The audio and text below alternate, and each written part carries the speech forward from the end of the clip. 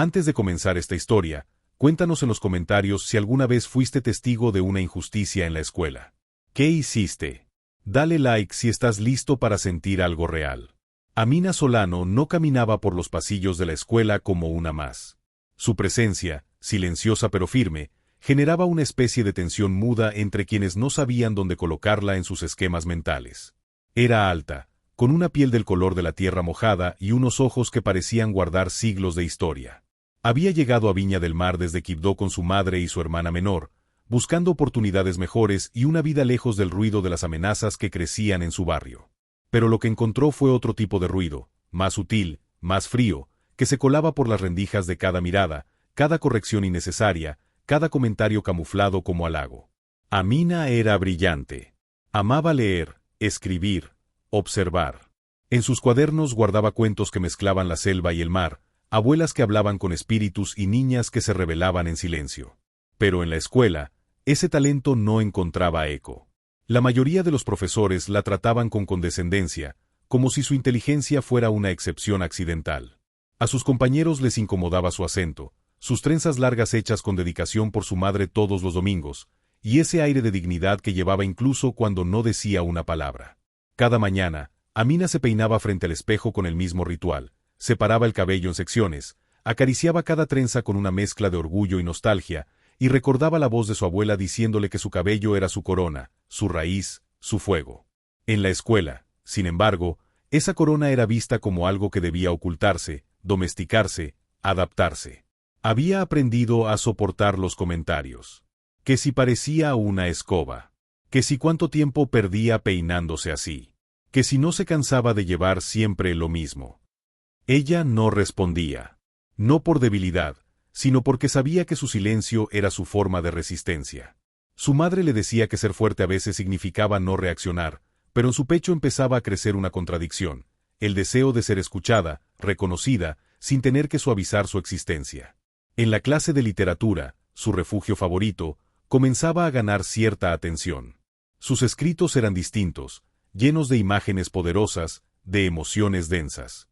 El profesor Rivera la había elogiado públicamente más de una vez, y aunque eso la hizo sonreír, también desató un murmullo incómodo entre algunos alumnos. Ella lo sintió. Las miradas.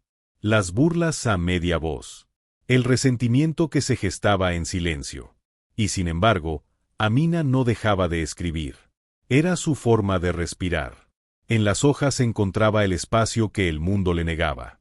Soñaba con publicar un libro, con contar su historia, con hablar por todas las niñas que alguna vez fueron tratadas como si su existencia fuera un error que debía corregirse. Pero todavía estaba lejos de eso. En el aula, seguía ocupando el último banco por decisión propia, observando todo, anotando todo. Sabía que no era invisible, solo que la veían de forma equivocada. Julián Leiva, por ejemplo, la miraba con una mezcla de burla y molestia. Hijo del coordinador del colegio, caminaba como si la escuela le perteneciera. Era popular, ruidoso, intocable. Y había empezado a fijarse demasiado en ella desde que su nombre comenzó a mencionarse con respeto. Amina lo sabía. Lo sentía en la nuca, en el eco de sus risas malintencionadas. Algo se acercaba. Algo que ella aún no podía nombrar, pero que cambiaría todo para siempre. Esto apenas comienza. Quédate con nosotros hasta el final para descubrir cómo Amina transformará el dolor en poder. Y si quieres ver más historias como esta, suscríbete ahora y activa las notificaciones. Era martes por la mañana cuando todo se quebró. La clase de literatura comenzaba con una atmósfera extraña, como si algo pesado flotara en el aire, invisible pero presente. Amina había preparado con esmero su presentación, un texto llamado Raíces sin permiso, donde hablaba del cabello como legado, del cuerpo como territorio y del silencio como una forma de esclavitud moderna. Cuando leyó su primer párrafo en voz alta, la sala entera pareció detenerse. Incluso los más distraídos levantaron la cabeza. No era solo el contenido, era la forma en que lo decía, la fuerza con la que sus palabras salían de una garganta que llevaba años tragando palabras no dichas. El profesor Rivera la miraba con atención genuina. Al final, hubo un silencio largo, y luego un aplauso tímido que creció poco a poco. Amina bajó la mirada, no por timidez, sino para esconder la emoción que amenazaba con desbordarse.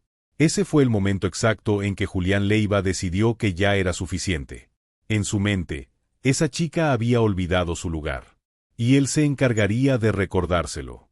El día siguiente fue como un eco maldito. Todo parecía normal, pero Amina lo sintió desde que cruzó la puerta del colegio. Julián la observaba desde el fondo del pasillo, rodeado de su grupo habitual, como un lobo acechando sin prisa. Durante la clase de historia, mientras el profesor explicaba algo sobre imperios antiguos, Julián pidió permiso para sacar punta a su lápiz. Caminó hasta el fondo del salón, pero en lugar de ir al sacapuntas, desvió su ruta y se acercó a Amina. Ella estaba concentrada tomando notas, sin notar la sombra que se cernía sobre ella. En un solo movimiento rápido, sacó una tijera escolar del bolsillo de su chaqueta y cortó una de sus trenzas, la más larga, justo por la mitad. El sonido fue seco. El silencio posterior fue más ruidoso que cualquier grito.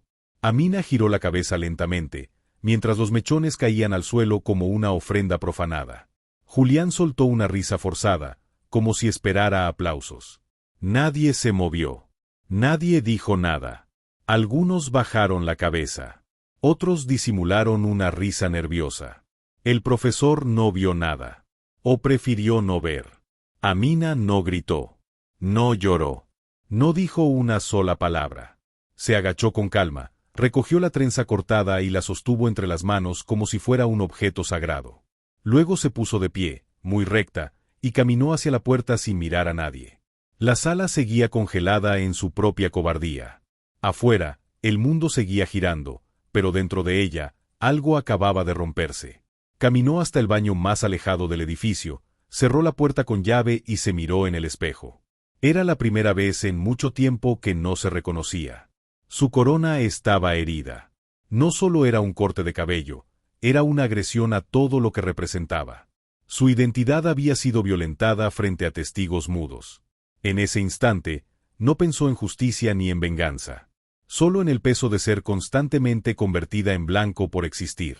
Pero mientras el llanto le quemaba los ojos, también sintió algo nuevo, una rabia tranquila, pura, que no buscaba destruir, sino reconstruir. Sabía que el silencio ya no la protegería. El mundo la había expuesto. Ahora le tocaba hablar. ¿Te atreves a seguir con esta historia? Quédate hasta el final para descubrir lo que Amina hará con ese dolor. Y si aún no lo has hecho, activa la campanita y acompáñanos en cada paso de esta transformación. Esa noche, Amina no cenó. Dejó la trenza cortada sobre su escritorio como si fuera una reliquia mutilada, y se sentó frente al portátil con el corazón desbordado. Su madre la observaba desde la puerta con ojos húmedos, sin saber si consolarla o respetar su necesidad de estar sola. Pero Amina no quería palabras suaves. Quería verdad. Quería gritar, aunque fuera en silencio. Abrió un documento en blanco y comenzó a escribir. Sus dedos temblaban, pero no se detuvieron. Contó cada detalle, el corte, la risa, la indiferencia, el vacío. Pero también habló de su historia, de su cabello como resistencia, de su piel como herencia, de todas las veces en que fue callada por el bien de la convivencia. Cuando terminó, leyó el texto una vez, sin corregirlo, y lo publicó desde una cuenta anónima en una red social que usaba solo para observar. No esperaba nada. Era una catarsis. Pero mientras dormía, el mundo comenzaba a escucharla. Al despertar, tenía cientos de notificaciones. Cientos se transformaron en miles. Mensajes de apoyo, historias compartidas, otras niñas que también habían sido burladas, tocadas, silenciadas. La viralidad del mensaje tomó por sorpresa incluso al colegio. El director intentó silenciar la situación diciendo que era un malentendido, una broma que se salió de control. Pero las imágenes mentales que el texto de Amina provocaba eran demasiado potentes para ser ignoradas. Alumnos que nunca le habían dirigido la palabra comenzaron a mirarla con otros ojos. Algunos la evitaron por incomodidad. Otros se acercaron con tímidas palabras de aliento. Pero fue una profesora de arte, la señora Lucero, quien rompió la barrera del protocolo y la tomó de la mano después de clase. Le dijo que su voz era valiente, que era hora de que las escuelas escucharan lo que por años habían callado. Amina sintió por primera vez que no estaba sola. Lucero la invitó a participar de una asamblea estudiantil sobre diversidad e inclusión. Era un pequeño paso, pero también un salto gigantesco desde donde estaba antes. A pesar del miedo, Amina aceptó. Sabía que su voz seguía temblando, pero también sabía que si no la usaba ahora, se perdería para siempre. Esa noche, frente al espejo, tomó una decisión. Cortó el resto de sus trenzas ella misma, en silencio, sin lágrimas. No como una derrota, sino como un acto de poder. El día que subió al escenario del auditorio, Amina llevaba el cabello al natural, suelto, sin adornos. Algunas personas la miraron con asombro. Otros bajaron la mirada. Ella se sentía expuesta, pero también más libre de lo que había imaginado. Tomó el micrófono y respiró hondo. Su voz no era fuerte, pero era clara. Dijo que hablar no era una moda, que su historia no era una excepción. Habló de la soledad, de la vergüenza, del miedo a incomodar. Habló de Julián, sin nombrarlo, pero dejando claro que su acto no había sido un chiste. Era violencia. Y la violencia tiene consecuencias. No pidió castigo. No buscaba venganza. Solo justicia. Cuando terminó, el aplauso fue largo y sentido. En el fondo del auditorio, la madre de Amina lloraba en silencio. Amina bajó del escenario sin sonreír, sin levantar el puño, sin teatralidad. Pero dentro de ella, algo se había realineado. Como si su voz, por fin, habitara el lugar del que nunca debió ser expulsada. Este viaje está lejos de terminar. Quédate hasta el final para ver cómo Amina transforma su historia en un eco que cambiará muchas otras. Y si esta historia te está tocando el corazón, compártela con alguien que también necesita encontrar su voz. Con el tiempo, lo que comenzó como una publicación anónima se convirtió en un movimiento. Amina fue invitada a hablar en otros colegios, a compartir su experiencia en programas juveniles, incluso en entrevistas de radio estudiantil. Su historia se volvió referencia en conversaciones sobre racismo cotidiano en las aulas. Pero no fue solo su testimonio lo que tocó a las personas. Fue su templanza, su forma de transformar una agresión en una herramienta para abrir caminos. En el mismo colegio donde fue silenciada, ahora se hablaba de identidad, de discriminación, de derechos. Se implementaron talleres sobre diversidad, se abrieron espacios seguros para estudiantes racializados y se creó un comité estudiantil de inclusión donde Amina fue la primera voz. Julián Leiva fue suspendido, sí, pero lo importante no fue el castigo. Lo importante fue que ya nadie podía decir que no sabía lo que pasaba. El velo había caído. Y en su lugar, crecía una conciencia nueva, incómoda, pero necesaria.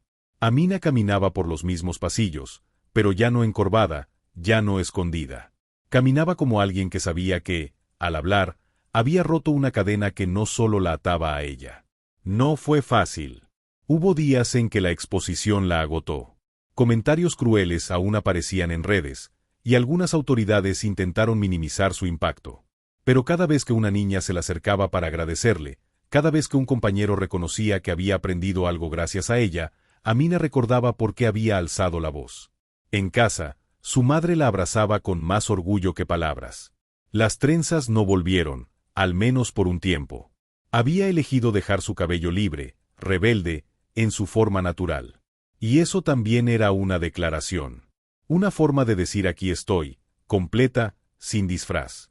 En una de sus últimas presentaciones, al terminar de leer un nuevo texto titulado La cicatriz que canta, una joven del público le preguntó si creía que realmente algo podía cambiar. Amina sonrió, no con arrogancia, sino con la serenidad de quien ha vivido la tormenta. Respondió que no tenía todas las respuestas, pero que ya no tenía miedo. Y que el cambio no siempre se nota de inmediato, pero empieza en el momento exacto en que alguien decide decir basta. El día que el colegio organizó la primera ceremonia oficial por el Día de la Identidad Cultural, Amina fue invitada a abrir el evento. Subió al escenario sin papel, sin discursos preparados. Solo habló. Habló de su historia, pero también de las historias que vinieron después. De una chica que decidió usar su afro por primera vez. De un niño que defendió a su compañero cuando fue insultado. De una profesora que cambió la forma de enseñar historia para incluir otras voces. Cuando terminó, no hubo ovación estruendosa ni cámaras apuntando. Hubo silencio. Un silencio lleno de respeto. De entendimiento. Y en medio de ese silencio, una niña de primer año se acercó con timidez y le preguntó si podía ayudarle a escribir su historia también. Amina la miró con ternura y asintió. Porque ese era, al final, su mayor logro. No haber vencido al agresor, sino haber encendido la chispa en otras voces que también estaban listas para arder. Gracias por acompañarnos hasta el final. Si esta historia te conmovió, suscríbete para más relatos que transforman. Porque cada historia contada abre el camino para muchas más.